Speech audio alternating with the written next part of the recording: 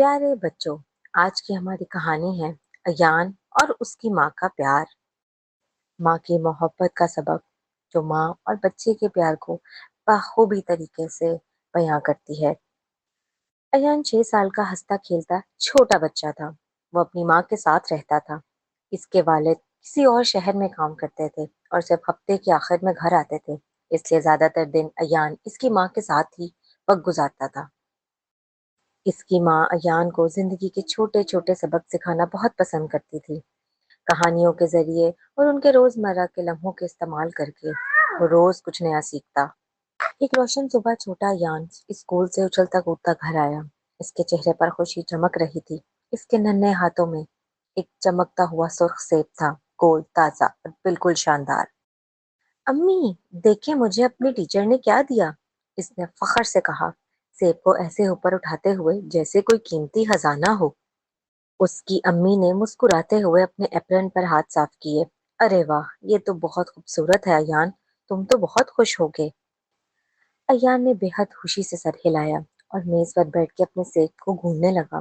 یہ ٹوکری میں سب سے بڑا تھا امی، میری ٹیچر نے کہا تھا کہ میں کوئی بھی لے سکتا ہوں اور میں نے یہ چنا۔ اس نے سیب کو منہ کے قریب لے جا کر چھوٹا سا ایک نوالا لیا، پھر اچانک رک گیا۔ اس نے سیب کو دیکھا، پھر اس نے اپنی امی کی طرف جو کھانا بنانے میں مصروف تھی۔ کچھ لمحے سوچنے کے بعد وہ اٹھا، آہستہ سے امی کے پاس آیا اور بولا، امی یہ آپ کھا لیں۔ امی نے حیرت سے پلٹ کر دیکھا، لیکن ایان تم تو اسے کھا رہے تھے۔ ایان نے ہلکی سی شرمیلی مسکراہٹ کے ساتھ کہا، امی آپ ہمیشہ مجھے اپنے کھانے کا بہترین حصہ دیتی ہیں، کبھی آخری روٹی، کبھی سب سے اچھا ٹکڑا۔ آج میں چاہتا ہوں کہ بہترین چیز آپ کھائیں۔ امی کی آنکھوں میں نمی آ گئی۔ انہوں نے ایان کو گلے لگا کر کہا، میرے بچے، میٹھا سیب نہیں ہوتا، میٹھا دل ہوتا ہے۔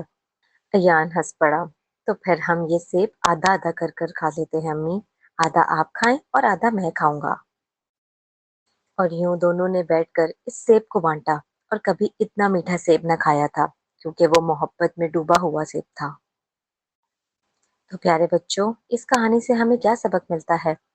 اصل مٹھاس اس چیز میں نہیں ہوتی جو ہم کھاتے ہیں، بلکہ اس محبت میں ہوتی ہے جو ہم بانٹتے ہیں۔ امید کرتی ہوں آپ کو میری یہ کہانی بہت اچھی لگی ہوگی۔ جائیے اپنی امی کے پاس جائیے اور ان سے اپنے پیار کا بخوبی اظہار کیجیے۔ لائک، شیئر اینڈ سبسکرائب کرنا نہ بھولیے گا۔ اللہ حافظ۔